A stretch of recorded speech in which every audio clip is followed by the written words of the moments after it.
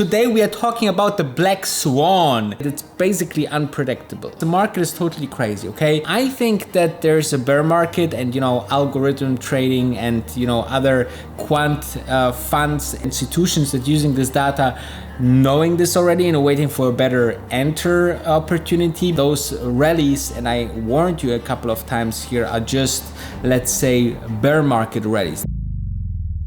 Before we diving into the content, let's talk about GSX being the backbone of the huge financial system. Yeah, you heard it right. They just introduced Nox Wire, a global payment system that banks will use because it's faster, more destinations, and it's basically for free. So why banks are using that to gain more traction with this crypto technology, and GSX will be a huge part of it. And GSX will not only be the reserves of banks, but also be used in this ecosystem. So what are you waiting for? Get your hands on GSX, either on the Bitmart exchange or with the link below with your credit card. So welcome to a brand new video, and today we are talking about the black swan.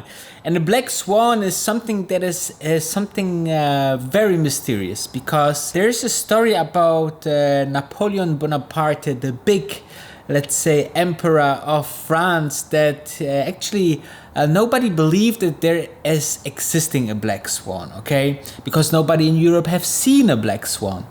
And then apparently, as per this story, it goes that Bonaparte knew that somewhere in Asia there are black swans, and for his wife's birthday he actually let a black swan or a black swan pair delivered to France, where then the black swans basically then coexisted next to the white swans.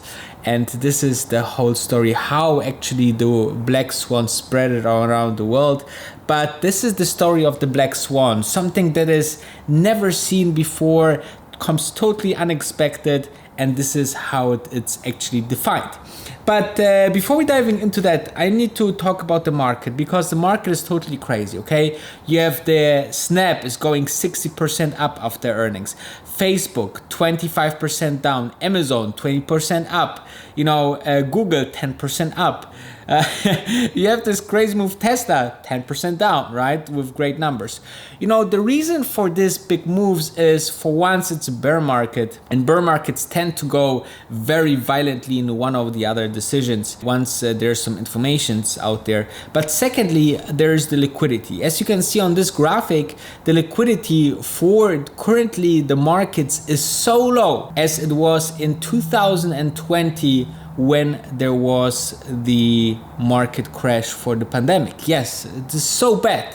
Okay, so this is obviously helping this crazy moves up and down, and it stays so volatile because a lot of money is out of the markets already, and you can see that there's a lot of money on the sidelines. So what is the reason? I think that there's a bear market and algorithm trading and other quant funds and institutions that using this data, knowing this already and waiting for a better enter opportunity, because there will be some lows. Maybe it will be a couple of weeks, maybe a couple of months, but there will be apparently, according to those data, lower lows, okay? And those rallies, and I warned you a couple of times here, are just, let's say, bear market rallies. They can be a little bit longer, for a long period of time. Nowadays, in the new economy, it's like a couple of days, right? But actually those bear market rallies can go for months or even weeks, several weeks. So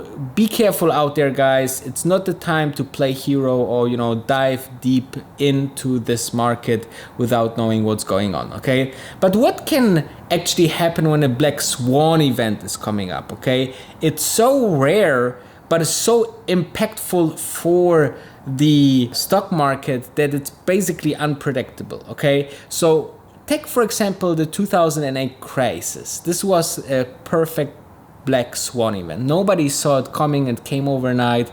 It bankrupted the banks. The bankrupts say, hey, we are all having all under control and everything.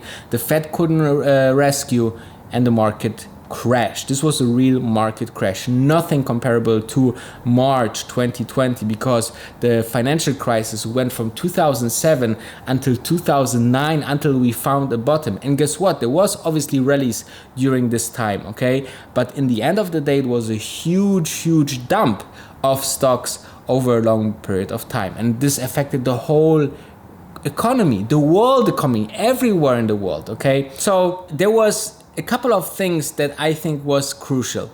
First, also the interest rates were going down. First of all, to build the bubble. Then the Fed had this special, or the US government had this special, buy a home in the US and you will never be poor, right? And then people bought first house, second house. If they built the housing bubble, everybody got a loan, and it was like on leverage, and putting a hypothec and another mortgage on a mortgage, and it was absolutely crazy, guys. Okay, so we don't have this mania yet. So I think that this is not a problem of leverage. But though I don't know the leverage of crypto, for example. Is the crypto all on pump, all on leverage right now? And the people are waiting to and hoping that, the overall situation is over? Because, just now the Bitcoin price is going up, and to $40 per Bitcoin, which can now trigger many people to say, oh no, I will miss it, and go FOMO inside with leverage, and then they will get into this whole capitalization. However, speaking about crypto, let's talk about the Black Swan book, which was written by Taleb. And Taleb was recently on CNBC and saying something about Bitcoin, that it is a Ponzi scheme, when Bitcoin was at $50,000. Here we go. One of the things that people are doing in terms of structuring their portfolio, given the amount of debt that's been taken on, is people have been buying up cryptocurrencies, maybe not in the last week or two, but clearly over the past several months. I have seen you take to Twitter and call this everything from a failed currency to an open Ponzi scheme. It is. It has characteristics of an open Ponzi. In other words, everybody knows it's a Ponzi. Basically, there's no connection between inflation and Bitcoin. None. Okay? I mean, you can have hyperinflation and Bitcoin going to zero. There's no link between them. It's a beautifully set up cryptographic system. It's well made, but there's absolutely no reason it should be linked to anything economic. If you want to hedge against inflation, buy a piece of land, grow, olives on it. You'll have olive oil. If the price collapses, you'll have something. But Bitcoin, there's no connection. And of course, the best strategy for an investor is to own things that produce yields in the future. In other words, you can fall back on real dollars coming out of the company, plus with tail risk hedge. There's no other alternative. And these gimmicks, of course, you have Bitcoin today, you may have another one tomorrow. They come and go, and there's no systematic link between them and the claims they made. I thought that right. Bitcoin initially was going to be a currency, in the sense that something you transact with. It proved to be too volatile and it turned into a speculative tool. It's incompatible with the original aim to replace the dollar. You don't replace a currency with something that's so volatile that you can't really commit to a transaction in it. But what about the view that it's an asset, that it's a commodity, it's a digital gold? I ask, by the way, because I've been skeptical virtually the entire time as well, and yet, I look at the screen, you can look at the screen, and we can both say, at least at the moment, we've been quite wrong. No, there's a difference between a currency, okay, and a currency commands price stability. That's what the Federal Reserve's mission is. It's not, it's price stability, not an appreciation of the dollar, and something that rises in price. I was fooled by it initially. I thought it was going to be a currency. Something that moved 5% a day, 20% in a month, up or down, cannot be a currency. So it's something else. It's like tulips. So now we know what is a black swan. We know it happens very, very rarely, but has a big effect on the economy. We know that it could come from leverage. We don't have maximum or crazy leverage currently into the market. So even in the crypto scene, where the author of the black swan think it's a Ponzi scheme, it's not really interesting to see that there is big leverage going on. And third, it's pretty much impossible. Okay, there's a couple of things. Maybe the Ukraine-Russia crisis with Putin, right? Maybe this will be a black swan event, because think about, if something like this happens, the market will crash. And because there's a lot of very less liquidity, and people seem to put it out of any questions, then it happens.